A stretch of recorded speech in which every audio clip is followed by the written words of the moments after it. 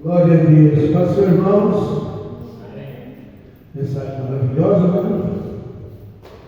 Deus tem nos abençoado.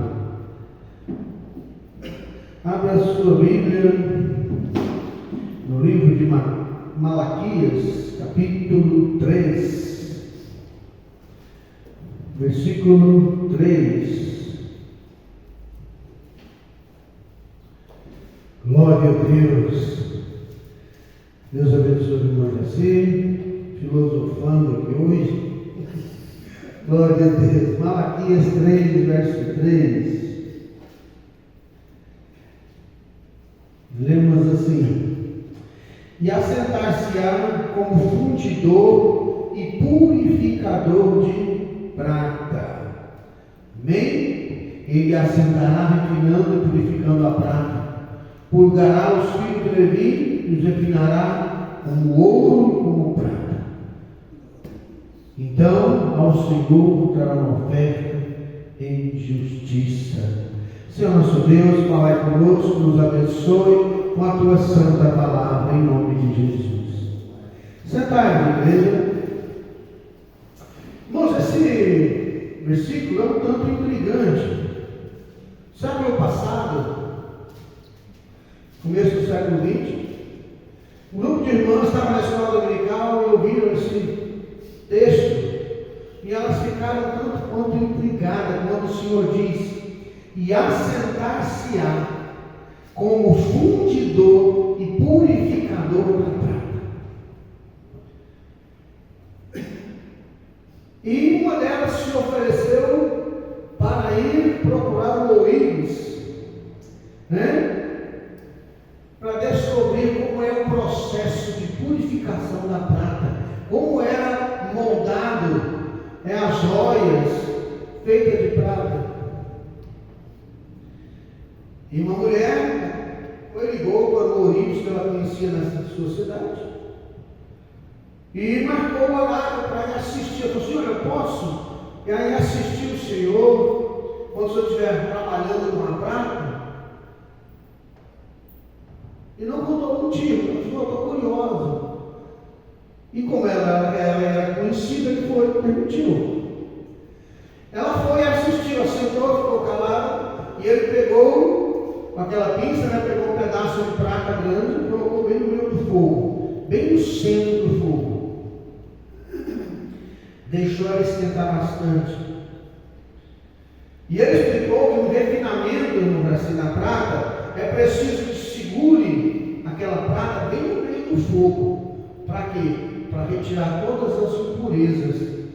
Porque a chama, o fogo, purifica a prata. Né? Bem como o ouro. A mulher pensou sobre Deus, disse: olha, assentar-se-á como fundidor e purificador de prata. Ela perguntou para o artesão, o ourives, né? Se ele tinha medo de ficar sentado ali o tempo todo olhando para o fogo e para aquela prata, segurando ela ou olhando, né? E ele disse: sim, não somente tinha que ficar lá segurando a prata, mas que tinha também de manter seus olhos na mesa o tempo todo, bem no centro das chamas. Aí ele disse: olha, se a prata ficar um minuto a mais no fogo, ela se perde, ela é destruída. Tem um ponto certinho de tirar ela. A mulher ficou em silêncio, pensou no texto bíblico. Falou assim: mas então como o senhor sabe que a prata está no ponto? Já que não tem nada. É só o fogo, a prata, se você segurando. Ah, isso é fácil. É quando eu vejo a minha imagem refletida na prata. Isso quer dizer que ela está pura. Né? Glória a Deus. É fácil. Olha só, a primeira coisa que você tem que entender: Deus, assim como esse ourives, ou assim como esse artesão, estava de olho na prata. Amém? Deus está de olho em você. Amém. Glória a Deus. Deus está de olho em você. O nosso Deus nos ama e quer nos purificar. A prata não é levada ao fogo. Às vezes nós também, em Isaías 48, versículo 10, olha o que a Bíblia diz em Isaías 48, 10. Eis que te purifiquei, mas não como a prata. Escolhi-te, mas na fornalha da aflição. Tem hora que nós somos provados bem no meio do fogo, mas é na fornalha da aflição que o Senhor nos prova, que Ele nos prova, né? E Deus nos segura bem no meio da prova. Porque Deus está de olho em nós. Lá em 1 Coríntios 10, versículo 12, 13, 14, está escrito assim: olha, aquele que está em pé, cuide que não caia. Não sobreveu sobre vós tentação que não fosse humana.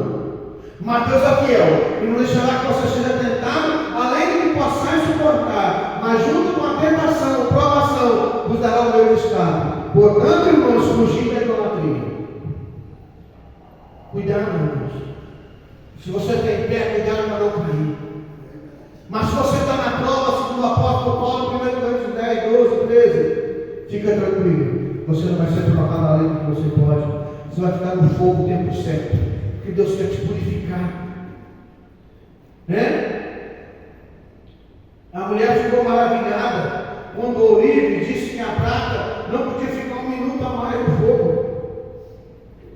O Oribe não apenas tinha que segurar a prata, mas ficar de olho nas chamas o tempo todo. Irmão, Deus está de olho em você, porque Ele quer te purificar as impurezas da sua vida. Lembra que eu contei no começo? Que Ele falou assim: olha, eu tenho que ficar de olho, porque eu ponho a prata no fogo, para que o fogo tire as impurezas. Sabe por que tem muitas pessoas que demoram na prova? Porque não quer deixar as impurezas embora. E não quer deixar o pecado. Ele não quer deixar o mal sair da sua vida. Ele não quer o arrependimento. Ele não se converte, não arrepende. A tentação geralmente é humana. Geralmente vem do nosso eu. A Bíblia diz que o coração do homem é enganoso e desesperadamente corrupto, em Jeremias 17.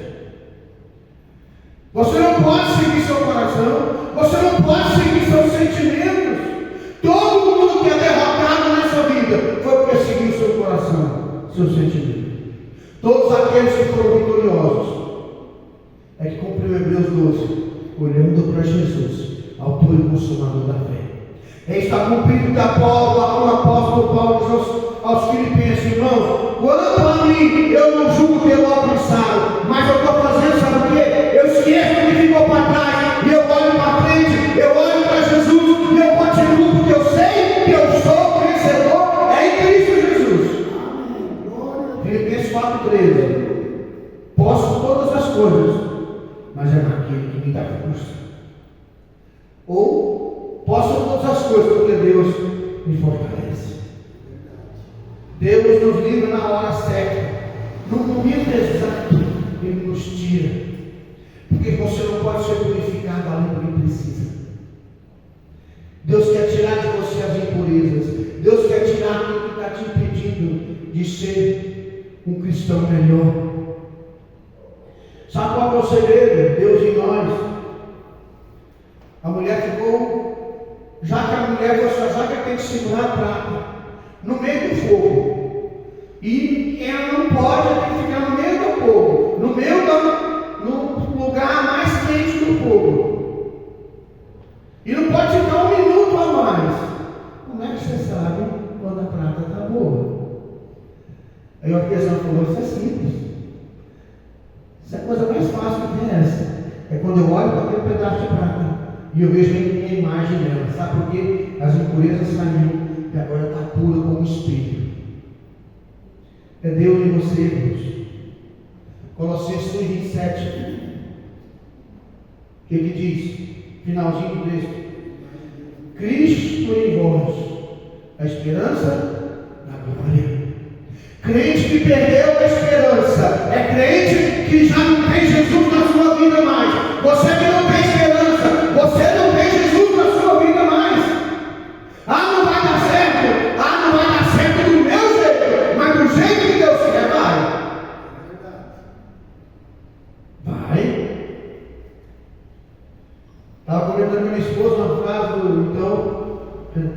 Cantor e poeta Renato Russo. Mas de repente coisas erradas estão na nossa vida, algo dá errado. E de repente acontecem coisas boas que não teriam acontecido coisas boas se algo não tivesse dado errado. Vem um problema, e esse problema ele é um meio de Deus te abençoar para que uma coisa maior aconteça.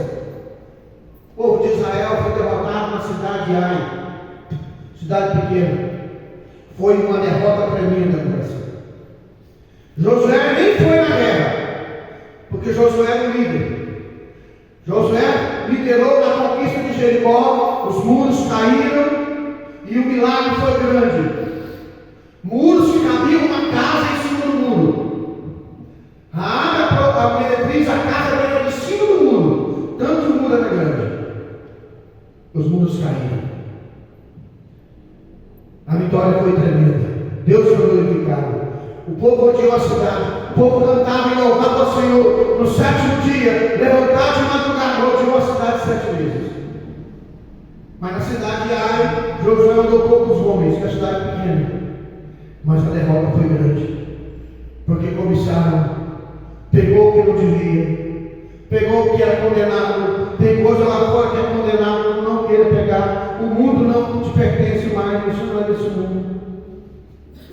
Você não pertence a esse mundo mais. O povo perdeu. Sabe o que Josué fez? Foi chorar e lamentar. Deus falou: levanta, rapaz, tem pecado no meio do povo. E Josué descobriu o erro, consertou a nação se arrependeu. Acã foi derrotado, foi engolido. O mal foi tirado, foi purificado com uma prata. Deus tirou o erro do meio do povo de Israel. E eles voltou e venceu, e a vitória foi grande. E houve arrependimento.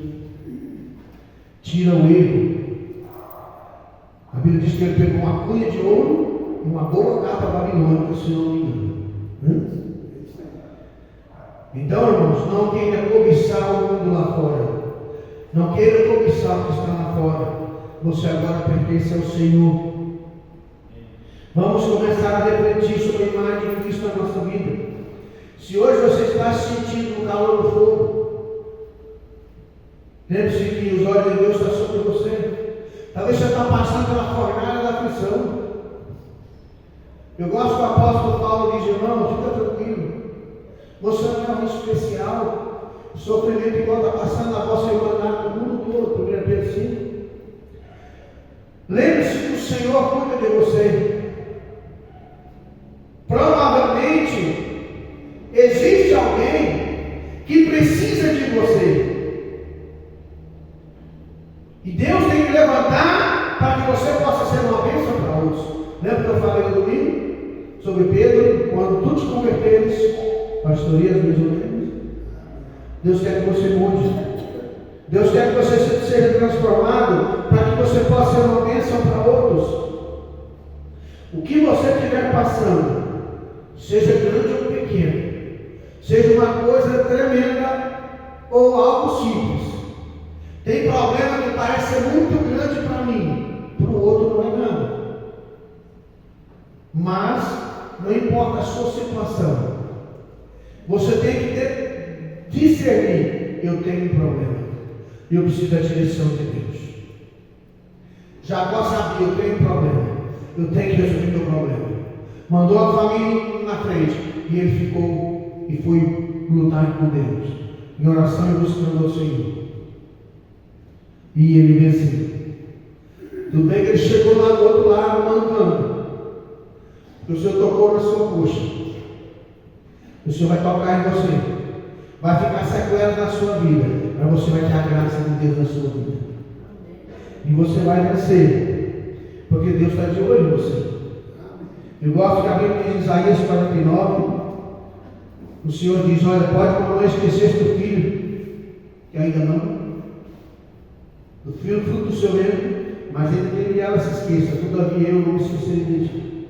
Eis que na palma da minha mão escrevi o seu nome. Deus não vai esquecer de você, mas você tem que confiar que o tempo de Deus vai dar certo. Vamos ficar em pé.